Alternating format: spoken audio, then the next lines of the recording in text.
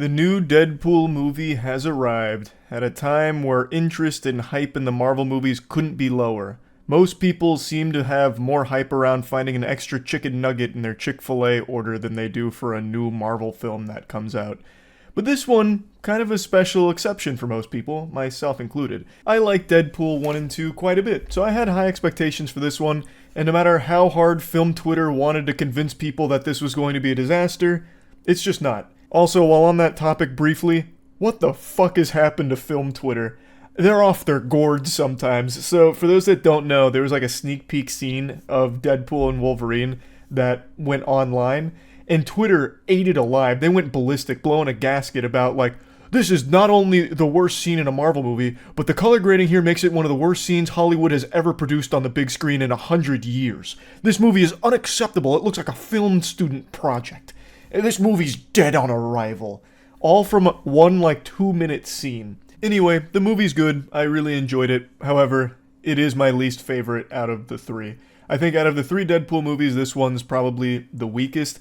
And it might be because there was too many cooks in the kitchen. I know it has 5 writers on this one, whereas previous ones had 2 and 3. Or maybe it's just a symptom of knowing what to expect with Deadpool now. For the first 2 films, I wasn't the most die-hard Deadpool enthusiast, fucking encyclopedic knowledge of everything about the character, so I went into those movies pretty blind and was not really familiar with what kind of humor Ryan Reynolds could breathe into a character like Deadpool.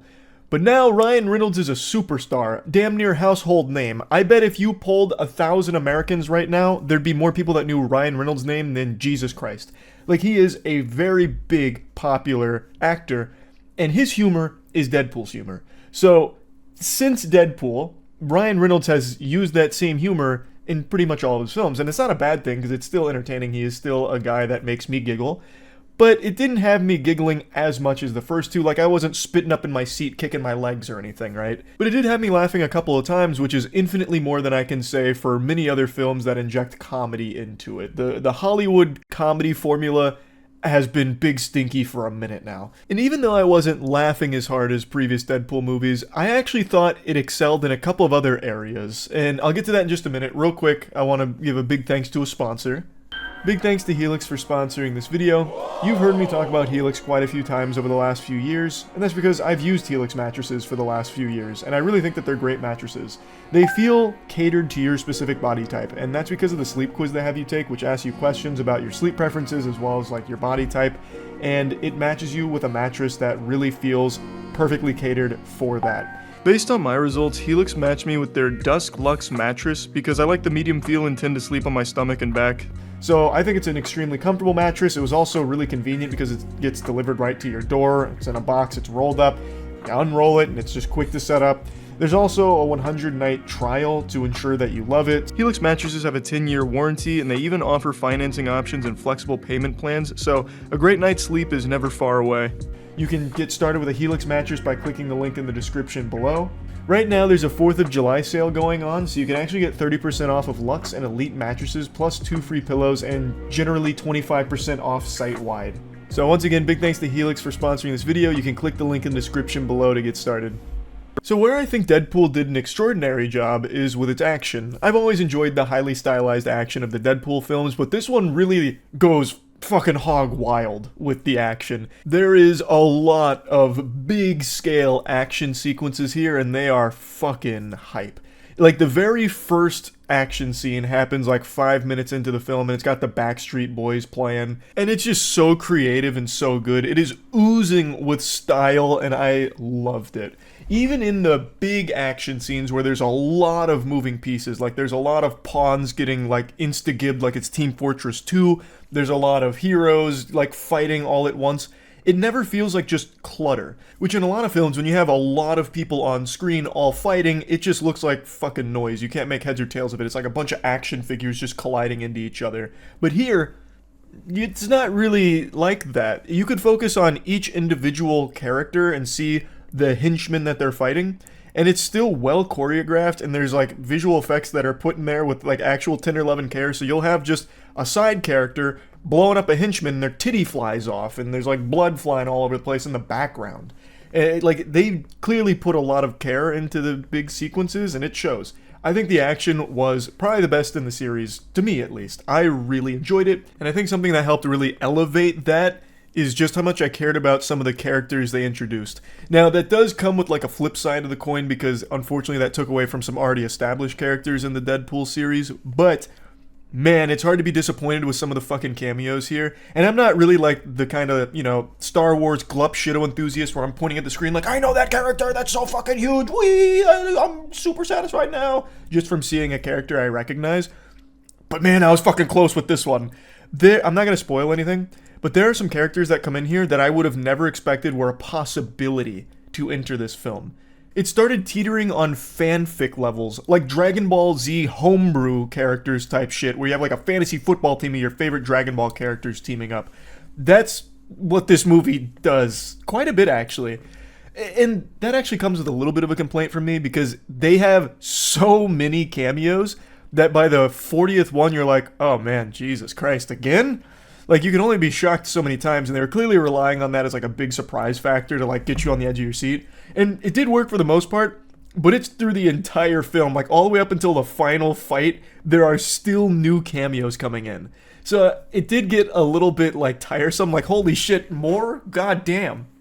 But it's not that big of a deal, because it did make it very, very interesting to say the least. Now, by far the weakest part of this movie is its narrative. It feels like a bit of a fucking mess. Like, they definitely had an idea in mind on what kind of story they wanted to tell, but no idea how to get there. So it ends up just having a bunch of shit ham-fisted into this pot like a witch's cauldron that never quite makes a great potion. And I think it's because they tried to tell too many stories within that. So it's telling an emotional Deadpool story, while also telling an emotional Logan story, because we have the Wolverine here. It's not the same Wolverine that we know from Logan, but it's a new Wolverine that they give depth to, and they give us the backstory to. They give us a lot of characterization of. So because they're trying to tell a couple of different stories within this plot thread, it just makes it kind of messy. And getting into the final act, it really starts to show, because then the villain all of a sudden is like, you know what, I could have done this at any time, and now I'm going to do it now because you actually kind of peeved me a bit. So the main villain's like, you've slightly inconvenienced me, it hurt my feelings, so I'm going to destroy everything. This is a multiverse-ending threat, because in Marvel, everything has to be or people don't care anymore. So every single threat has to be the biggest possible threat ever. And it's up to Deadpool and Wolverine to stop him. And I just feel like they did a pretty poor job of setting that up. It just feels like a bit of an ass pull at the end. And I'm trying to avoid spoilers as much as possible here. The movie is very meta, as of course you'd expect from Deadpool. And as I said in the previous two Deadpool films, I'm not usually a big fan of like constant fourth wall breaking. But here, a lot of the times when the fourth wall is broken, it's actually to insult the state of Marvel films and like superhero fatigue kind of to a certain extent, which did have me grinning. Like, that made me laugh. And one of the things it does when it's in this meta commentary stage when breaking the fourth wall is Deadpool says that people are tired of the multiverse, which is 100% on the money right there. That's pinning the tail right on the donkey. I know for me personally, I'm definitely tired of everything being multiverse. Fucking 5 billion clones of Ant-Man over here. Doctor Strange, evil Doctor Strange, Dr. Mange, where it's a dog that's inflicted with mange but has still the fucking time stone or something. Like, all of it, it's just played out now. Like, most of the audience, I imagine, is probably getting kind of sick of the multiverse, and Deadpool makes a joke about it. Saying shit like, the audience is starting to lose interest in the multiverse, it's scoring really low on audience satisfaction charts, this and that, it's been rode hard, put away wet, whatever. You know, making these jokes about the multiverse, but then still being a movie that is centered all around the multiverse. So, like, especially in the final act, it's like, damn, more multiverse shit. Again, and a lot of it. It's like, come on. Like, the jokes are good, but you're still doing exactly what's being criticized. Now, maybe it's because their hands were tied and they were forced to do a multiverse story here in order to, like, synthesize Deadpool into, like, the mainline MCU and all of that. That's super possible. But I mean, damn, it really, like, the multiverse itself is getting so fucking tiresome for sure. What's not tiresome, though, is the chemistry between Ryan Reynolds and Hugh Jackman. Deadpool and Wolverine obviously are the bulk of the screen time in this movie, and their banter back and forth never got old, and their fights never got old. I really think that is such a strong combination. I imagine they'll do more with those two characters on screen together. There were quite a few jokes made about how Hugh Jackman's going to be playing this role till he's deep in his fucking 90s and geriatric and senile. I think that's probably on the table. Like, I imagine with Disney as the overlord puppet master now, he absolutely will be just this fucking Wolverine puppet for the rest of his life. And if this movie's anything to go by, it's probably still going to be good. So I guess we could look forward to more of that maybe. But like I said, overall I enjoyed the movie, but of the 3 Deadpool films, this one is my least favorite, even though I still really enjoyed it. Plugging it into the moist meter, I'd comfortably give it like a 75%.